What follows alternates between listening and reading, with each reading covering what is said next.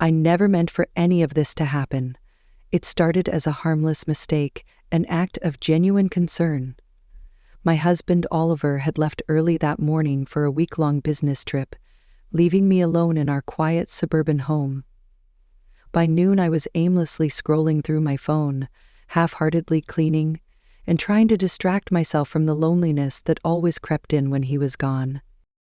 That's when I heard it, the sound of running water coming from the house next door. At first I thought nothing of it. Maybe the sprinklers were on, or their plumbing was acting up. But as the sound continued, a steady rush of water, I couldn't shake the feeling that something might be wrong. The house belonged to Mr. Elias Harlow, a 62-year-old widower who had lived next door for years. He was always polite, a man of quiet dignity, who kept to himself since his wife's passing. My husband and I had shared the occasional small talk with him over the years, but we weren't particularly close. Still, something about the noise made my heart race. What if he'd fallen? What if he needed help? I went to his front door, noticing it was slightly ajar. That only heightened my concern. I knocked lightly. "Mr. Harlow, is everything all right?" I called out. No answer. I hesitated, glancing around.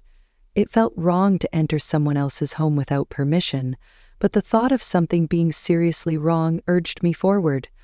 "Mr. Harlow?" I called again, stepping inside. The living room was neat and quiet, with the faint scent of leather and cologne lingering in the air.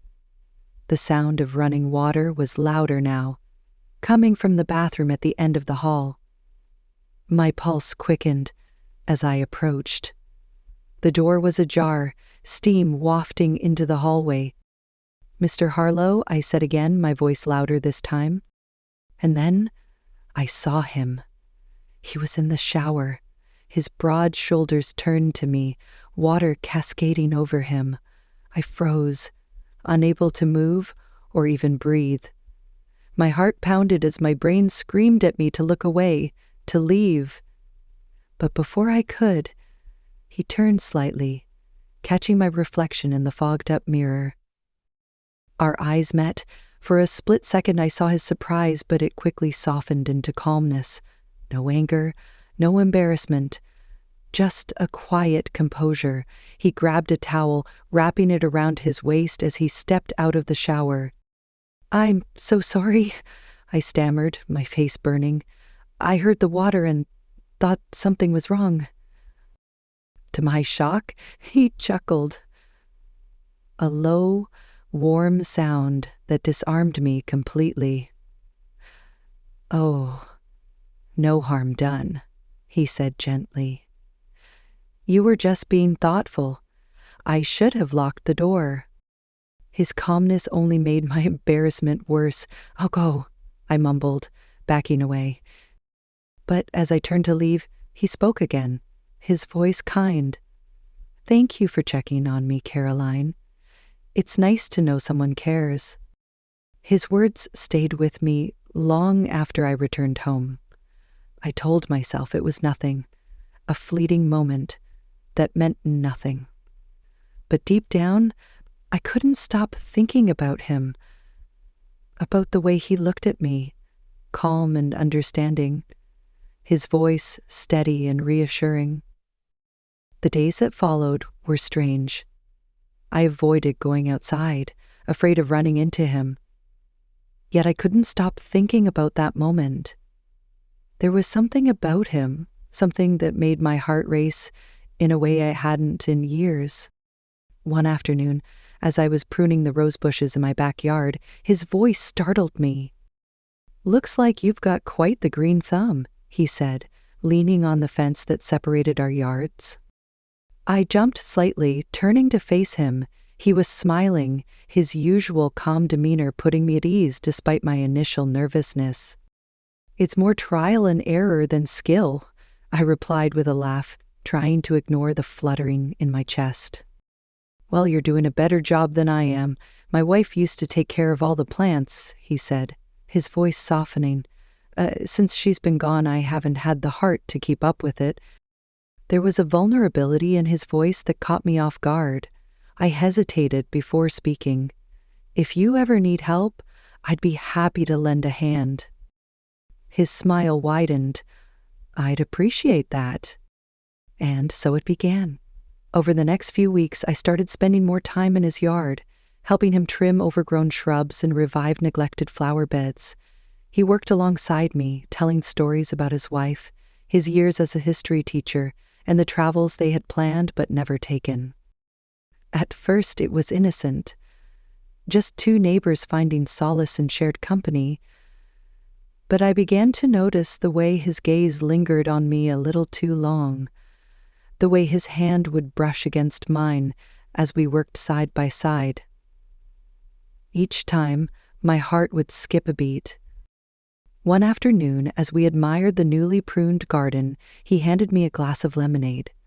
Our fingers brushed, and I felt a jolt, as if the air between us had shifted.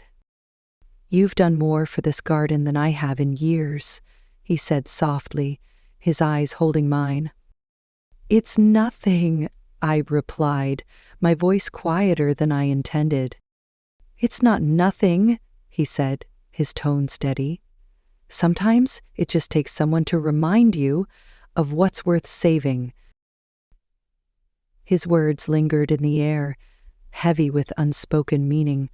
I looked away, trying to laugh it off, but my heart was racing. That evening, I couldn't stop thinking about his words, the way he said them, the way he looked at me. It all felt too significant to ignore. My heart was caught in a storm of emotions I didn't fully understand. I told myself it was just a moment of kindness, nothing more. But deep down, I knew that wasn't true. The next few days, I found excuses to keep my distance. I stayed inside, throwing myself into housework, trying to ignore the thoughts swirling in my mind. But it didn't last. One quiet evening, as a light rain fell outside, I baked a batch of cookies to distract myself. Without thinking, I grabbed a plate and found myself at Mr. Harlow's door. He answered quickly, his smile warm despite the surprise in his eyes. "For me?" he asked, gesturing to the cookies. I nodded, suddenly feeling foolish. "I thought you might like something sweet," I said, my voice hesitant. He stepped aside, inviting me in. The warmth of his living room, the crackle of the fireplace, and the faint scent of cedar created an inviting atmosphere. We sat on the couch, chatting as we always did. But tonight felt different. The space between us seemed smaller, the air heavier with something unspoken. As I set my glass down on the coffee table, my hand brushed against his. We both froze. Slowly, I looked up to meet his gaze, and my breath caught at the intensity in his eyes. "You don't have to stay if you are uncomfortable," he said softly, his voice steady, but filled with hesitation. "I'm not uncomfortable," I whispered, the words escaping before I could think. The distance between us dissolved. When his lips met mine, it was gentle at first, almost tentative. But the kiss quickly deepened, months of unspoken feelings pouring into that moment. Ah! My heart raced as his hands found their way to my waist, pulling me closer. Every rational thought screamed at me to stop, but I couldn't. I didn't want to. The next morning, I woke up consumed by guilt. I avoided looking at myself in the mirror, ashamed of what I had done, but the memory of his touch, his kiss, lingered, filling me with a mix of exhilaration and regret. Over the following days, I tried to act normal around my husband Oliver, but every time he smiled at me or reached for my hand, I felt like a fraud. I told myself it had been a mistake, something that would never happen again. But my resolve crumbled the next time I saw Mr. Harlow. We ran into each other at the fence, and the tension between us was undeniable. He spoke first, his voice quiet and filled with regret. "Caroline, about the other night." "I know," I interrupted, my voice trembling. "It shouldn't have happened." "But it did," he said, his gaze steady. And I can't pretend it didn't mean something. I looked away, tears welling in my eyes.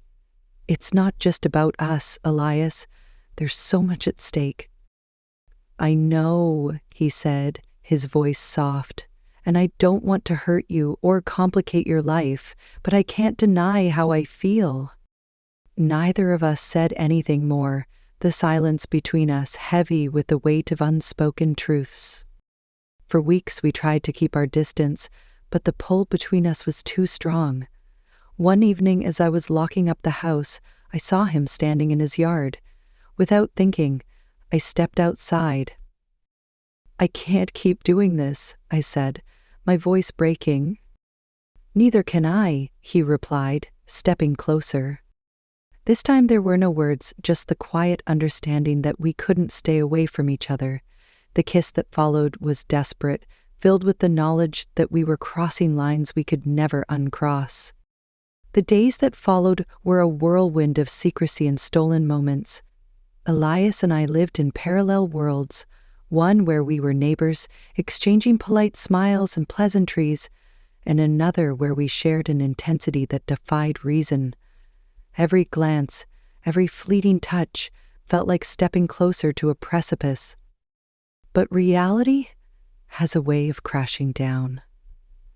One evening, as Oliver sat at the dinner table, his brow furrowed, he asked the question I had been dreading. "Caroline, is everything all right?" he said, his voice careful but probing. "You've been distant lately." My stomach tightened, and for a brief moment I considered telling him everything, but the words stuck in my throat. Instead, I forced a smile and lied. "Just tired. It's been a lot with you traveling so much." He seemed to accept my answer, but I knew the foundation of our marriage was beginning to crack. Elias, too, began to pull away. One evening, he stood at the fence between our yards, his expression unreadable. "This isn't sustainable," he said, his voice heavy with regret. "What we're doing, it's not fair to you or to Oliver." I felt my chest tighten. "Elias, I don't know what to do. I can't stop thinking about you." He sighed, his gaze softening. "I can't stop thinking about you either, but this is going to destroy us both." The next week, I tried to throw myself into my marriage, hoping to rebuild what I had let crumble. I planned date nights, cooked Oliver's favorite meals, and did everything I could to mend the distance between us. But my heart wasn't in it. Every time I saw Elias, every time his name crossed my mind, I felt the cracks widening. It all came to a head one rainy evening. Oliver had returned from a late meeting, drenched and frustrated. As he shrugged off his coat, he looked at me, his expression weary. "Caroline," he said, his voice low. "Are you happy? Really?" Yeah.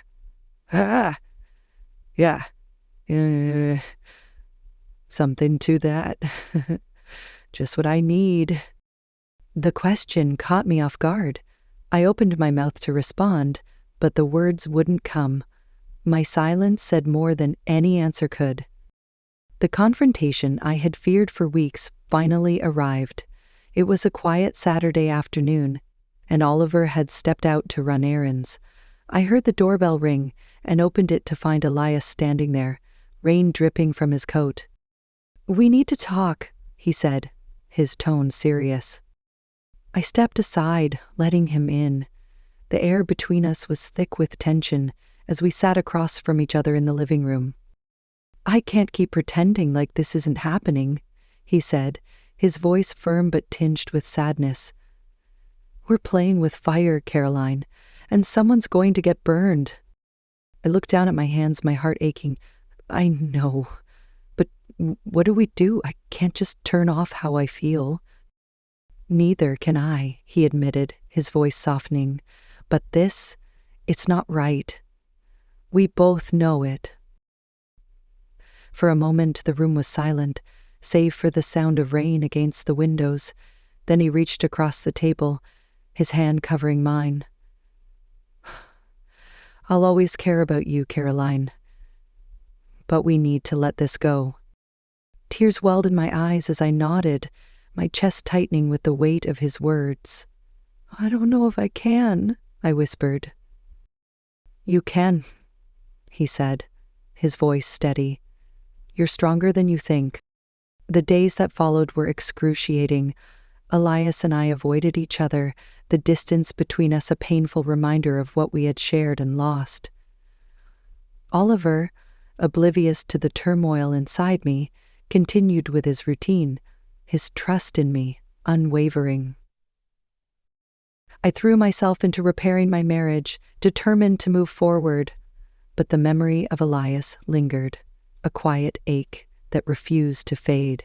Every now and then, I'd catch a glimpse of him in his yard, and our eyes would meet for the briefest of moments, and though we never spoke again, the connection between us remained, a scar that time could not erase. Months turned into years, and life slowly settled into a semblance of normalcy. Oliver and I found our rhythm again, our marriage steady if not entirely healed. But the experience changed me. It taught me the fragility of relationships, the weight of choices, and the consequences of crossing lines that should never be crossed. Elias eventually sold his house and moved away. I never saw him again, but his absence left a void that could never truly be filled. I often wondered if he found peace, if he looked back on our time together with regret, or something else entirely. As for me, I learned to live with the echoes of that chapter, the memories tucked away in the corners of my mind, and though I could never fully reconcile what had happened, I chose to focus on the present, on the life I had built with Oliver. Because in the end, some stories aren't meant to have neat resolutions. They're messy, complicated, and leave behind marks that shape who we are. And maybe that's okay. Maybe that's enough.